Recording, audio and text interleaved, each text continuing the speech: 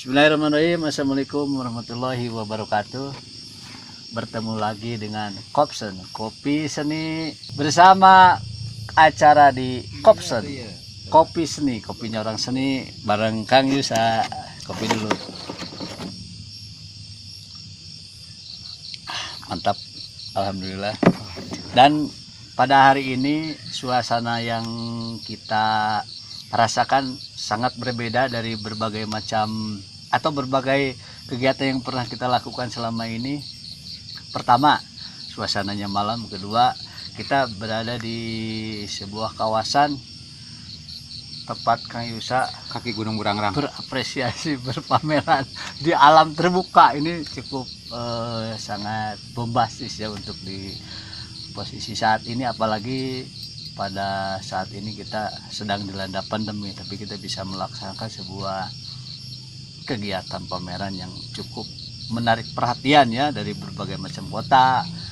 Mereka datang ke sini, tepatnya di mana Kang Yusa? kaki Gunung Burangrang, Kampung Bojong Loa, Desa Babakan, Kecamatan Wanayasa, Kabupaten Purwakarta, Jawa Barat.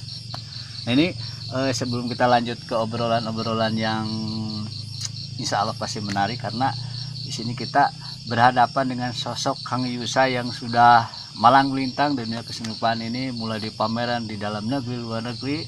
Kita pengen tahu seperti apa profil beliau ini, dan nama lengkapnya kita pengen tahu. Kang Yusa itu Nama lengkap saya Yusa Widiana.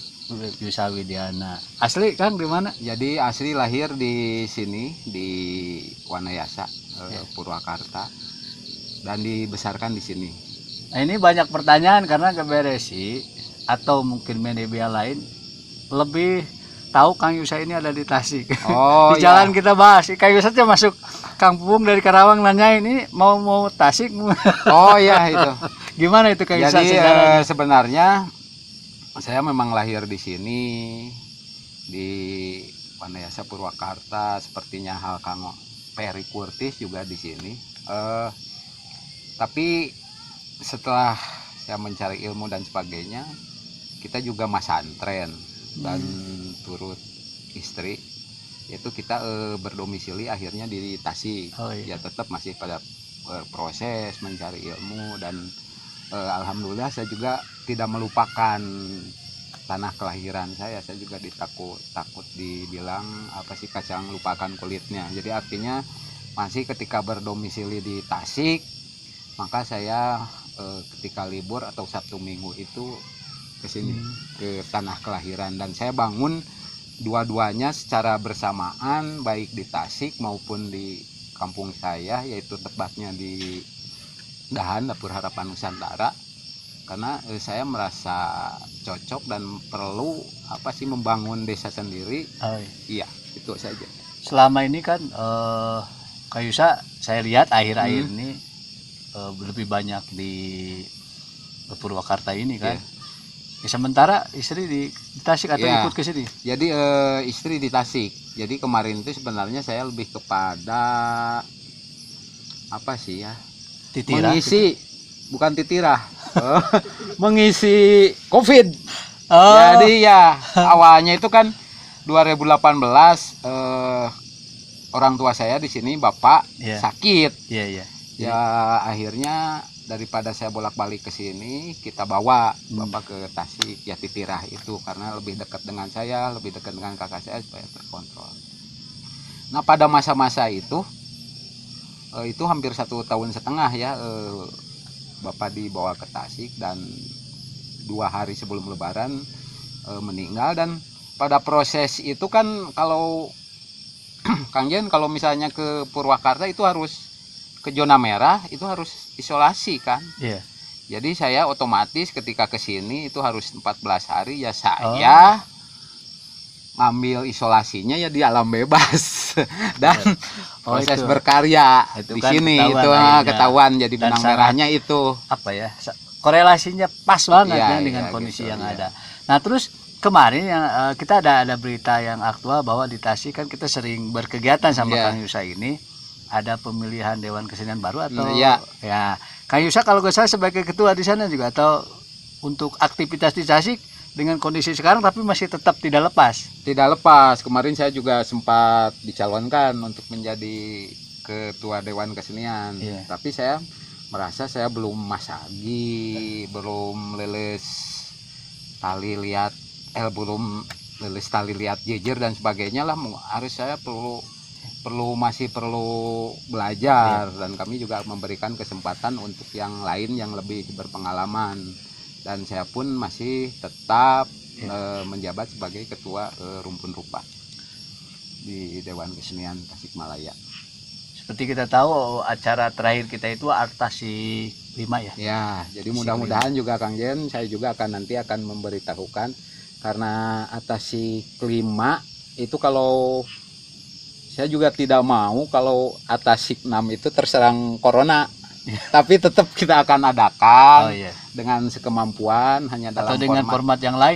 Format yang lain yang kecil, dan akan disebar. Itu akan dari KP ke KP atau dari itu ke itu, dan ukurannya kecil-kecil. Itu akan dilaksanakan bulan November, karena kita juga kenapa men-tag bulan November, karena membaca situasi ya, sama membaca situasi COVID. Ada dua kemungkinan, kalau tidak offline atau online. Tapi kalau kemarin setelah mungkin dua saja, seperti dicoba di sini juga alhamdulillah terlaksana di sini online offline gitu. Karena dari sisi materi dan media saya lihat ya Kang Yusa masih ada apa namanya, kemarin lihat materi yang kita itu kan dari pameran online jilid 1 di bulan Desember itu kan Kang Yusa pertama kali ikut. Sampai sekarang saya lihat masih ada, tetap benang merahnya nggak hilang.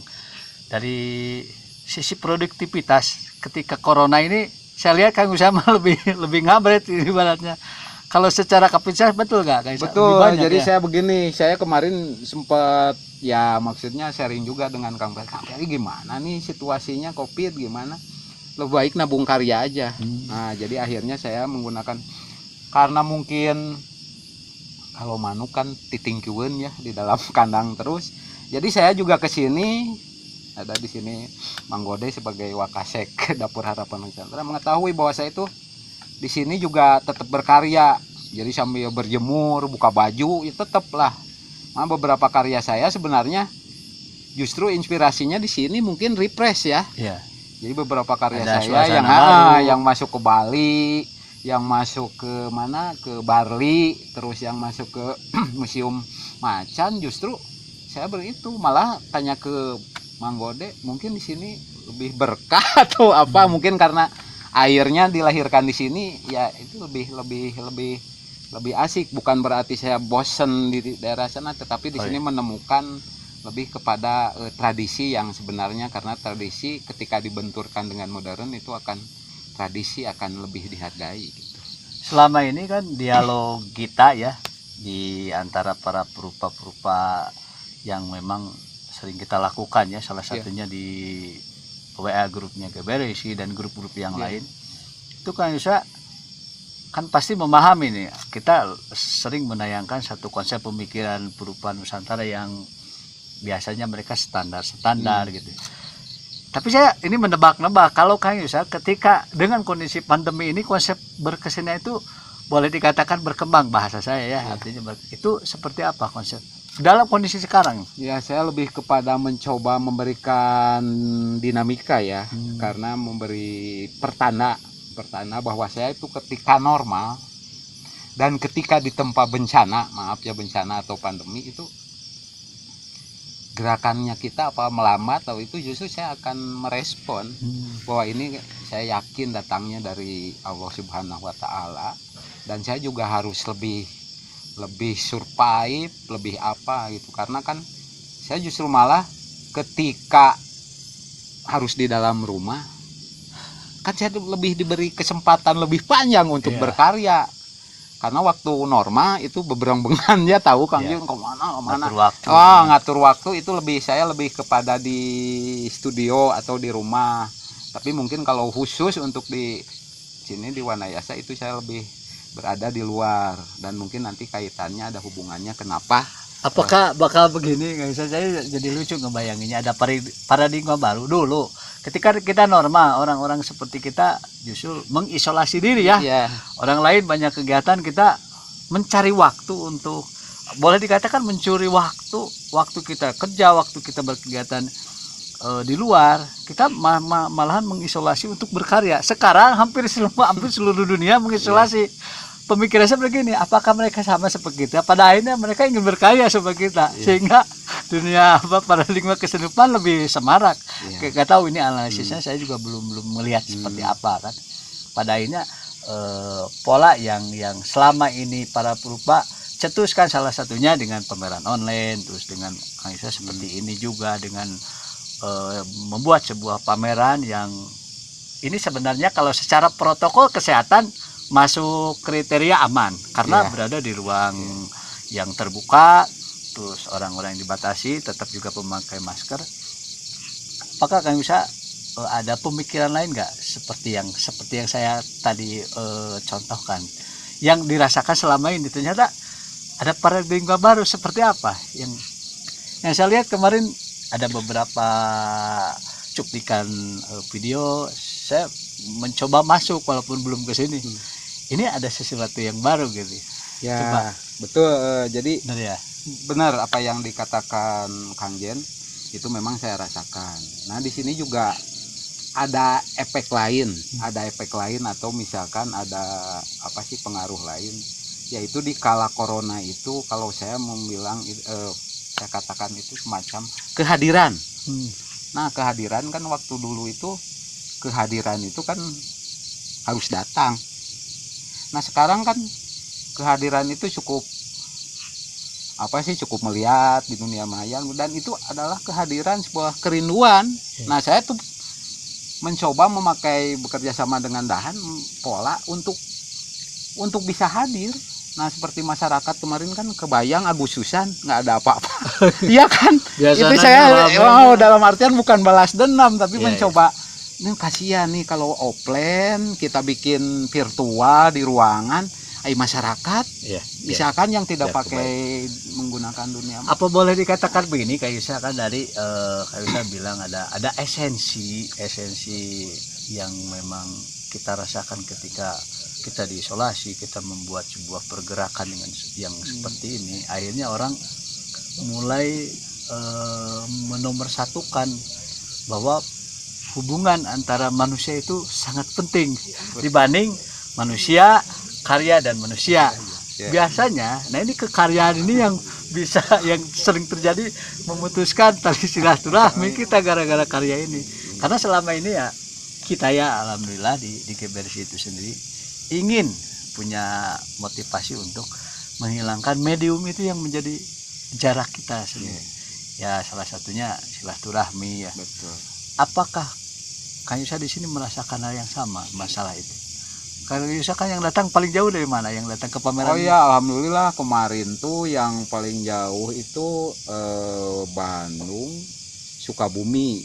Malah ada beberapa teman saya juga yang lagi mengalami lockdown, jadi mereka tidak lagi berangkat lagi ke luar negeri karena memang pembatasan dan kondisi yang tidak memungkinkan. Akhirnya kerinduan yang tadi saya bahas, kehadiran itu ketika saya mengadakan di indoor, di galeri, mereka juga akan merasa nggak nyaman pasti. Tapi begitu kesini mereka seolah-olah lebih melepaskan istilahnya sampai lupa pulang, lupa makan mungkin ya. Kalau keluar dari zona dari sangkarnya, ternyata kita keluar dari zona nyaman mendapatkan sesuatu yang lebih nyaman lagi.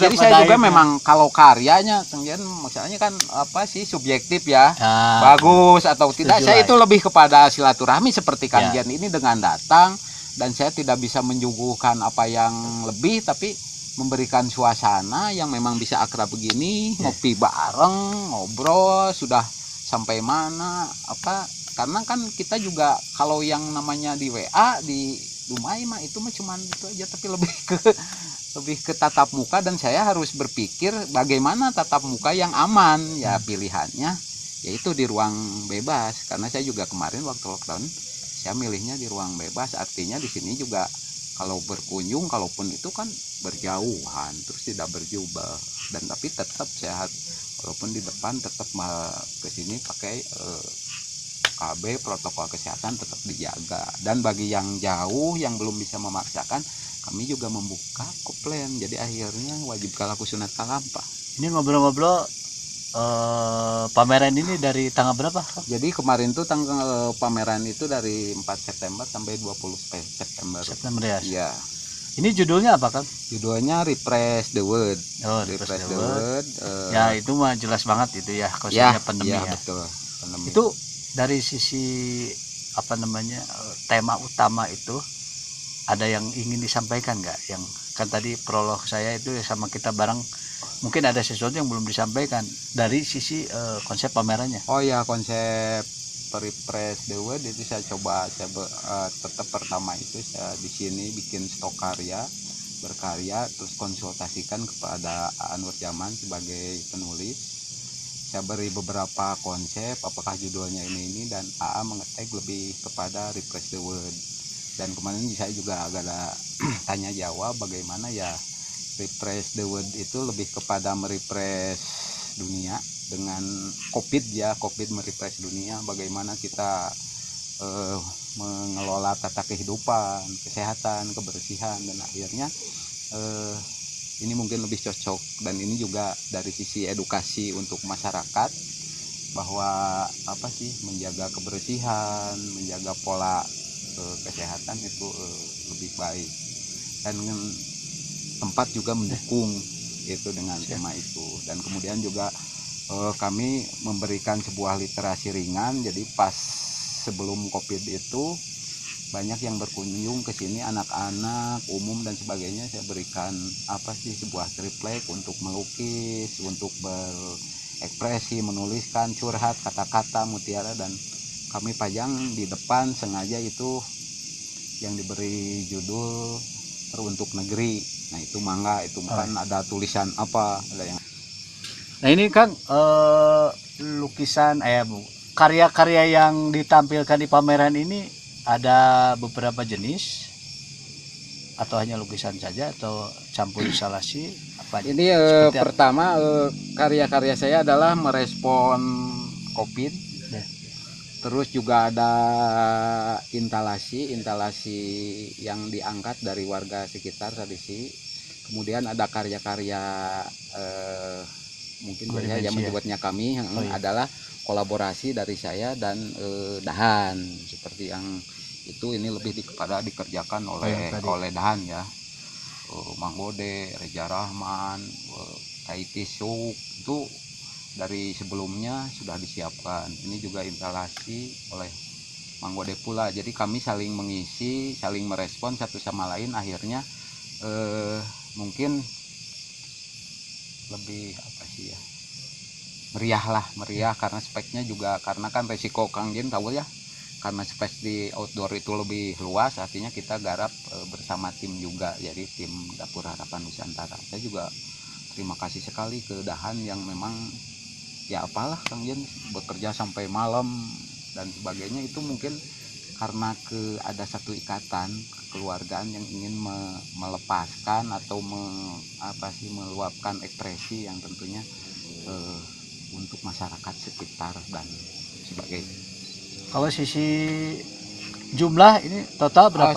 Kalau sisi jumlah itu ya mungkin dari hitungan dari mulai yang kecil ada sekitar 70 ada. 70 ya? 70 aja ada, karena kan 70 karya di luas lahan yang berapa tuh Pak? Di luas lahan ini yang kalau kita hitung aja apa sih, 4 kotak ya, 4 kotakan kalau di kita mah mungkin ini berapa? 1000 meter persegi. Iya. Wah, itu luas karena kita juga makanya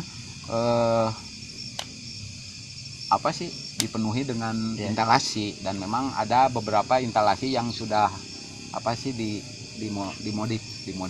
Ini kegiatan di tempat ini selain saat ini Kang Ihsan memang udah ada kegiatan sebelumnya? Ya sebelumnya di bawah Wakasek Bah Gun-Gun Kepsek Bah Gun-Gun dan Wakasek di sini kita dulu ini sebenarnya pameran kedua ya. Kedua Waktu ya. itu Hajatani.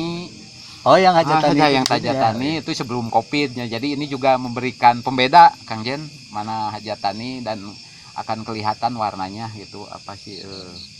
Nah, kemudian juga di sini ada beberapa kegiatan. Kemarin kan ada yang latihan menari, latihan syair, itu kita punya apa sih perikursi, penyanyi balada, ada yang teater, ada yang itu. Jadi ketika saya pameran juga didukung oleh teman-teman dan warga sekitar seperti Tutunggulan, itu ibu-ibu dipanggil, dilibatkan karena kita juga mencoba. Sejak kapan ini di sini? Pertama Sejak kali. kapan pertama Tahun 2019, 18. 2018 Tahun 2 bulan. ya, setahun 2 bulan. Kalau udah sini berarti kan 2019. Oke, sebelum lanjut ya, jalan dulu. Sebelum lanjut kita akan masuk ke season yang lebih mendalam lagi. Kita ambil satu sampel karya dari Kang Yusa, seperti apa narasi karyanya, konsep karyanya seperti apa, yang mudah-mudahan bisa bermanfaat untuk kawan-kawan semua yang menyaksikan acara ini. Sebelumnya, karena ini kopi keburu dingin, kopi seni lagi, kopsen biar celing dan mantap. Ini suasananya sungguh sangat menakjubkan, nggak bisa dibeli dengan suasana yang mahal. Alhamdulillah.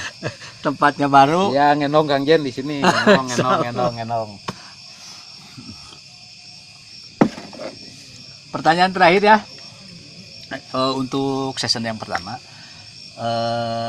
ada ini nggak Kang Yusa pesan dari pribadi Kang Yusa sebagai praktisi seni untuk kawan-kawan kita ini? Ada yang dari siswa seni rupa, ada yang memang masyarakat, ada juga perupa yang ya masih baru lah mereka bergerak. Kalau Kang Yusa udah, saya secara sipilnya juga udah lama bergerak di bidang kesenirupaan, tapi saya sering menemukan ada kawan-kawan kita yang masih dasarnya dari otodidak juga ada, terus mereka masih baru butuh masukan juga. Pesan untuk perupa Nusantara yang itu silakan. Pesan saya untuk yang untuk semuanya, baik yang muda maupun yang itu, ya berkaryalah dengan setulus hati ya, ikhlas, ridho, tanpa paksaan. Jadi ketika ada pandemi, ada itu, jadi kita tidak punya alasan untuk tidak berkarya. Biasakan berkarya itu memang sih kadang ada berpendapat nggak mood dan tidak mood, karena itu saya kira kalau memang dasarnya berkarya itu ibadah, itu tentunya akan lebih nikmat. Karena saya juga punya keyakinan bahwa karya itu tidak ada yang mubadir, minimal ada yang minta, ada yang ngomen, ada yang apa, atau misalkan dari sisi karya itu bisa, walaupun karya itu tidak dimiliki, itu bisa memberikan edukasi dari sisi lain, tentunya dari kebutuhan.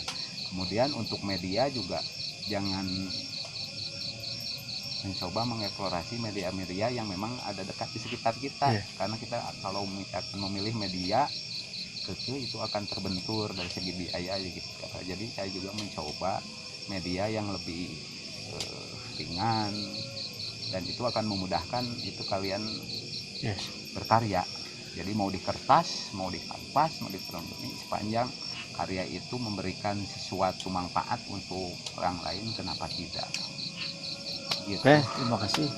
Mudah-mudahan masukan tadi bisa memberikan manfaat dan semangat kita untuk selalu berkarya. Terima kasih sudah menyaksikan acara ini juga. Semoga bermanfaat, dan tidak lupa kita masih banyak kekurangan dari penayangan acara ini. Kita mohon maaf. Silahkan kritik dan saran, silahkan tulis di sini supaya kita bisa memperbaiki, menjadikan dunia seni rupa ini makin marak, makin guyup, makin kompak, dan makin berkembang. Terima kasih. Wassalamualaikum warahmatullahi wabarakatuh. Geber sih, geber.